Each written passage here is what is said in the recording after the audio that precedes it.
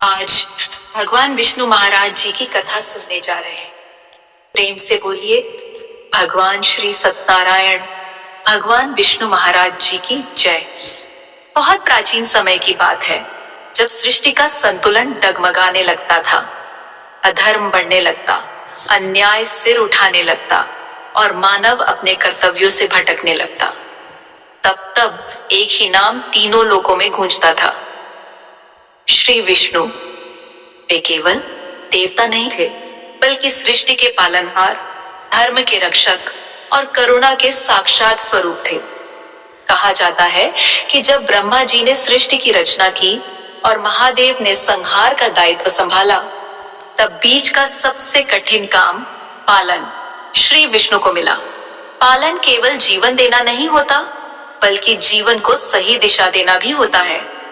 यही कारण है कि विष्णु महाराज को पालनकर्ता कहा गया। शेषनाग पर योग निद्रा और सृष्टि का रहस्य। क्षीर सागर में शेषनाग की अनंत कुंडलियों पर योग निद्रा में लीन श्री विष्णु का रूप अत्यंत अद्भुत है। उनकी नाभि से कमल प्रकट होता है, जिस पर ब्रह्मा जी विराजमान होते हैं। यह दृश्य बताता है कि सृष्टि की उत्पत्ति, स्थिति और विस्तार, और कुछ विष्णु की चेतना से जुड़ा है। लेकिन यह योग निद्रा आलस्य नहीं थी। यह वह अवस्था थी जहां से वे पूरे ब्रह्मांड पर दृष्टि रखते थे। जब भी पृथ्वी पर अधर्म बढ़ता, उनकी आंखें खुल जाती और तभी जन्म लेता कोई अवतार। पृथ्वी की पुकार और पहला अवतार। एक समय की बात है, पृथ्वी पापों से बोझिल हो गई, दैत्यों के अत्याचार बढ़ गए।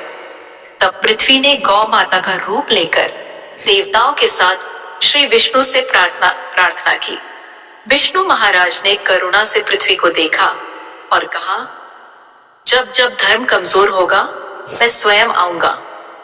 और तभी हुआ मत्स्य अवतार, जब प्रलय के समय उन्होंने वेदों की रक्षा की।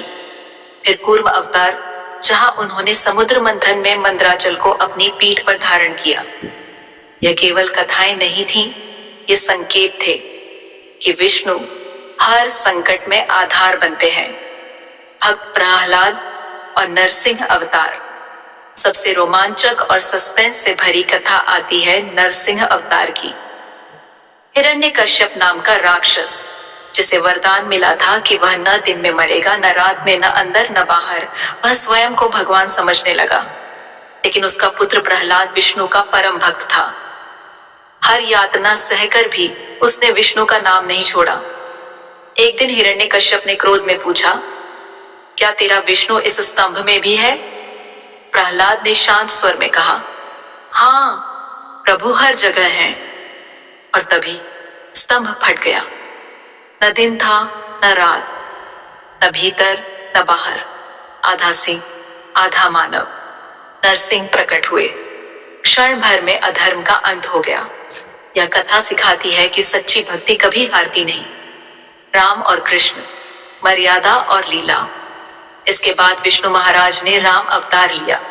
उन्होंने राजा होकर भी मर्यादा निभाई, वनवास सहा, अन्याय के विरुद्ध खड़े हुए। राम ने दिखाया कि शक्ति से ज्यादा जरूरी है चरित्र। फिर आए कृष्ण अवतार, जहां वही विष्णु माखन चोर बने, मित्र बने, सारथी बने। महाभारत के युद्ध में उन्होंने अर्जुन को गीता का ज्ञान दिया। कर्म, भक्ति और ज्ञान का अद्भुत संगम। लक्ष्मी जी और विष्णु, समृद्धि का संतुलन।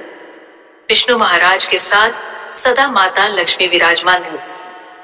लेकिन लक्ष्मी केवल धन की देवी नहीं है, वे सद्गुणों की देवी है।